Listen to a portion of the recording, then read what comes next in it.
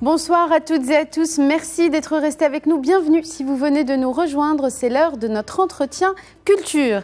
C'est demain, 23 juin, qu'il donnera une représentation de son one-man show intitulé Jeux de société.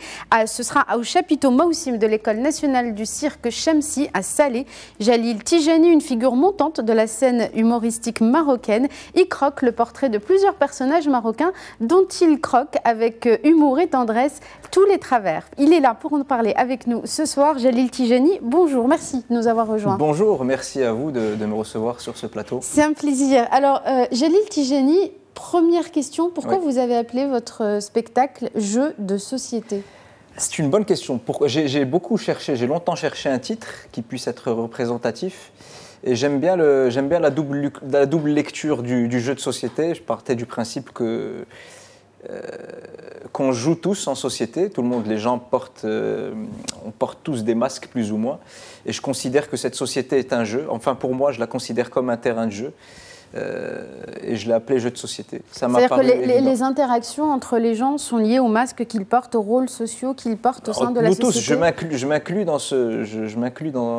ce jeu-là, je fais partie de ce jeu de société. Alors, comment vous l'avez écrit ? Vous vous êtes inspiré de personnages réels que vous rencontrez. Alors, est-ce que vous pouvez d'abord nous en énumérer quelques-uns ? Et puis, est-ce que ce sont des personnages de fiction inventés ou est-ce que ce sont vraiment des personnages réels que vous avez caricaturés pour en rire ? Oui, la plupart des personnages sont réels.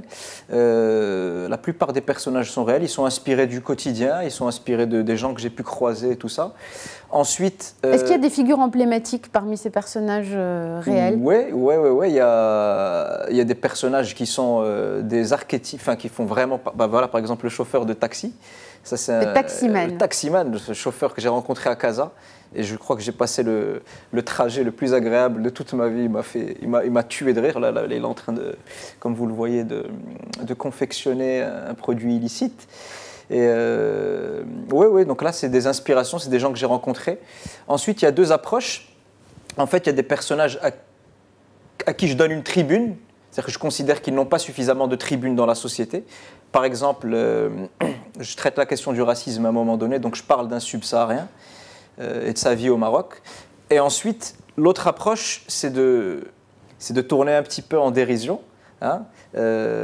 certaines personnes qui, parfois, à mon sens, le méritent bien. Alors, comment on fait pour tourner justement en dérision ? Est-ce qu'il faut juste grossir les traits de certains personnages ? Et surtout, comment on arrive à le faire sans blesser, sans que cela prête à polémique ?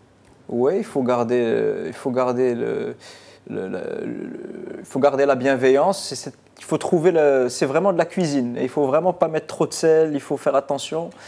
Il y a un travail de texte, je pense. Alors justement, combien de temps vous avez mis la phase d'écriture déjà, de construction de vos personnages ? Oui, il m'a fallu 2 ans. 2 ans d'écriture, un petit peu plus même. 2 ans d'écriture, 2 ans et quelques. J'ai pris mon temps à peser chaque mot pour voir s'il était à la bonne place, pour voir si ça sonnait juste. Surtout dans l'humour, c'est très musical.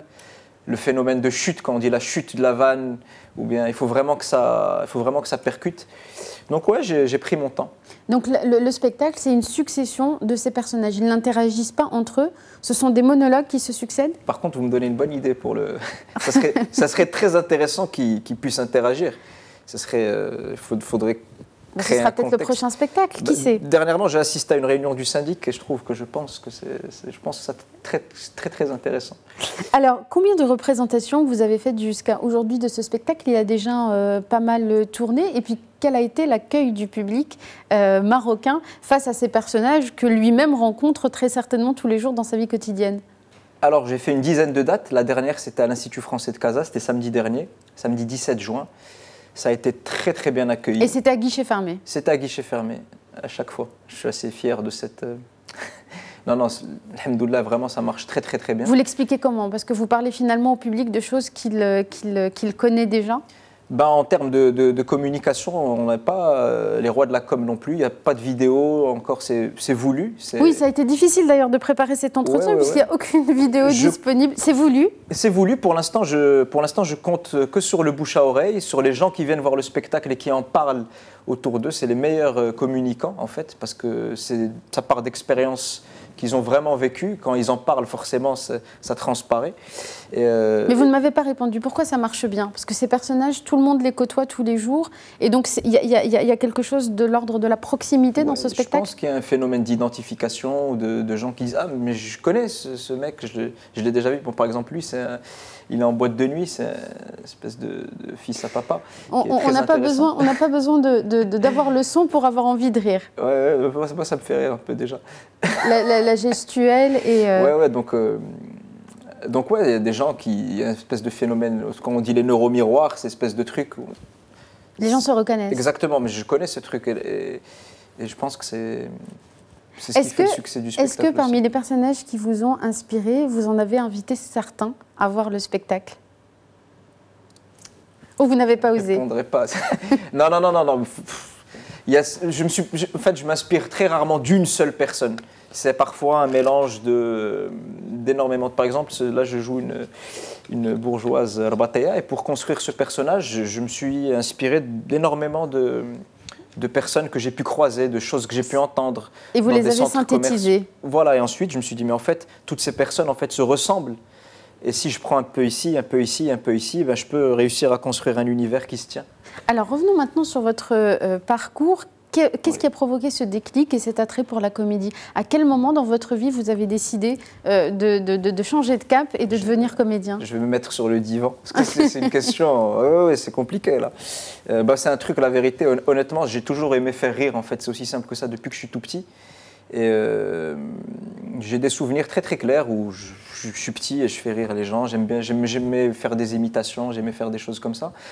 Et en fait, au fur et à mesure, j'ai fait des études de théâtre ensuite à Paris. Et là, j'ai compris que le rire, ça pouvait être quelque chose de très sérieux, en fait. Que c'était pas juste faire rire les potes en classe ou faire rire la famille ou quoi, et que ça pouvait être vraiment très très sérieux. C'est-à-dire véhiculer des messages? Bah oui, qu'il pouvait y avoir un propos et qu'on pouvait questionner des gens, les interpeller, les stimuler, les faire réfléchir. Les faire rire. En plus, en les faisant rire. Donc je me suis dit, il y a quelque chose à creuser là-dedans. Est-ce que vous êtes en train d'écrire d'autres spectacles? Est-ce qu'on peut s'attendre à voir une autre production de Jalil Tijani dans les prochains mois? Pas pour l'instant. Vous continuez à travailler ce spectacle? Voilà, exactement. Je pense que ce spectacle mérite de vivre encore un bon bout de temps. Il y a énormément de personnes qui ne l'ont pas encore vu et qui demandent à le voir. Vous le jouez d'ailleurs à la rentrée, si je ne me trompe pas, à l'Institut français. Le Maroc, c'est pas Rabat et c'est pas que Casa. Et j'ai envie de bouger, j'ai envie d'aller à Marrakech, j'ai envie d'aller à Tanger, j'ai envie d'aller à Et puis d'ajouter de nouveaux personnages, peut-être? J'en ai déjà rajouté. En fait, ce qui est très intéressant, j'ai commencé ce spectacle, la première date, ce spectacle faisait 1h05. Et aujourd'hui, on a 1h35. Donc, en 10 dates, j'ai rajouté une demi-heure de spectacle. Je dis que j'ai... Alors, qui sait, dans 2 ans, à combien d'heures vous allez rajouter? Une dernière question, il nous reste une petite minute. Jalil Tijani. Ça passe vite. Oui, ça passe très vite. Vous faites également du cinéma. Vous avez eu un rôle dans la saison 3 de la série française Kaboul Kitchen. Ouais. Vous jouez également dans un film iranien. Le cinéma, ça vous attire aussi? Et pour vous, qu'est-ce que ça a de différent par rapport au théâtre, par rapport à la scène? Alors oui, déjà, ça m'attire. Je pense qu'il n'y a pas un acteur même de théâtre qui dirait l'inverse. Déjà, dans le jeu, c'est complètement différent. Dans le cinéma, on dit que c'est du jeu sensible, en fait. Vraiment, c'est la moindre petite expression de visage, la moindre micro-émotion est captée par la caméra. Au théâtre, non. Au théâtre, il faut projeter, il faut... Et c'est immédiat. Et puis c'est très physique au théâtre, c'est vraiment différent. Et puis il y a l'interaction avec le public qui est magique. Quand on dit c'est le spectacle vivant, c'est-à-dire qu'il n'y a pas une date qui se ressemble. Alors qu'au cinéma, une fois que c'est dans la boîte, c'est dans la boîte. On ne touche plus à rien. Mais bon, Inch'Allah. Merci beaucoup Jalil Tijani. Les informations pratiques, donc demain la représentation, c'est à l'École nationale du cirque Shamsi de Salé, c'est à quelle heure? C'est à 22h. Et je suis particulièrement content de jouer dans un endroit comme ça, un endroit de culture. Et de spectacle vivant, et de spectacle vivant. Et j'espère qu'il y aura de plus en plus d'endroits comme ça au Maroc, parce qu'il y a un besoin urgent de culture. Et pour les gens qui veulent vous suivre pour les prochaines dates, c'est sur votre page Facebook? Oui, c'est sur ma page Facebook, Jalil Tijani.